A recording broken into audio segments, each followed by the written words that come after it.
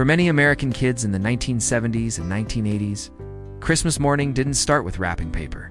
It started with sound. The soft crackle of a living room heater, the hum of an old TV warming up, the quiet patience it took to wait for permission before running toward the tree. And then suddenly, there it was, the box you hoped for, the one you'd circled in a catalog weeks earlier. Before screens followed us everywhere, toys had weight. They took up space. They demanded imagination. These weren't just things to play with for a few weeks. They shaped entire seasons of childhood.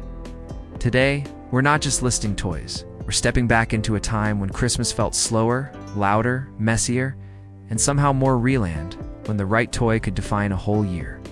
The 1970s and 1980s were a turning point in American toy culture.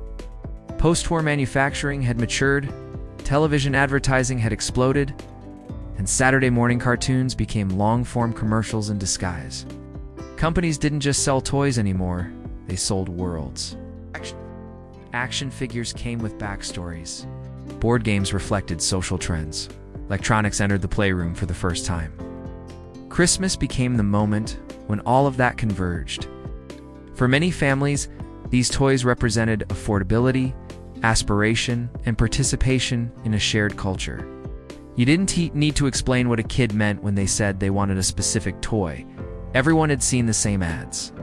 These toys mattered because they were communal. Kids talked about them at school. Parents planned for them months ahead. Long after they broke or disappeared, the memories stayed. They weren't perfect, but they were deeply felt, and that's why they still resonate decades later.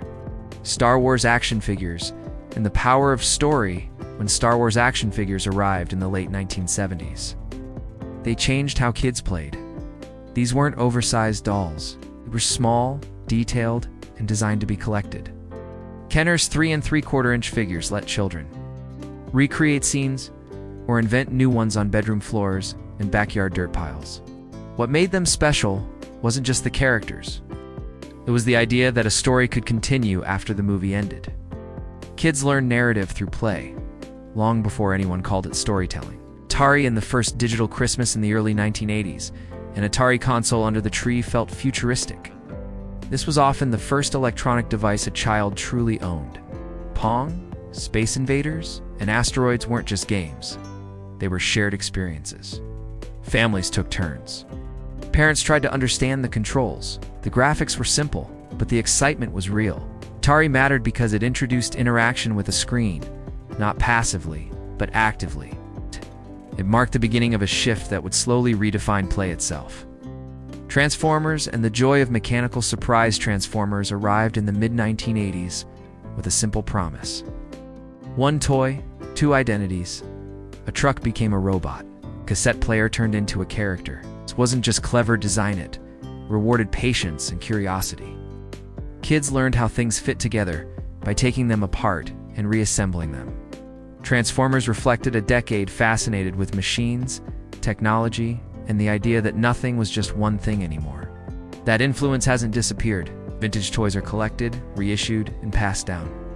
Parents introduce their kids to the same board games, the same action figures, the same ideas of play, not out of nostalgia alone, but because they still work. They encourage imagination without instructions. Even modern toy designers borrow heavily from that era: simple mechanics, strong characters, and open-ended play. In a digital world, these older toys feel grounding. They remind us that play doesn't need to be optimized to be meaningful. Sometimes it just needs space and time. Some toys didn't just fill our hands, they shaped how we learned to imagine the world. If you grew up during the 1970s or 1980s, there's probably one Christmas toy you still remember.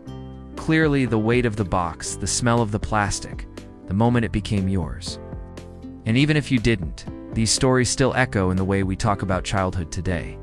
I'd love to know which toy meant the most to you, or which one you wish you'd gotten but never did. Share your memory in the comments. Thanks for spending this time with me, and for keeping these small but meaningful pieces of the past alive.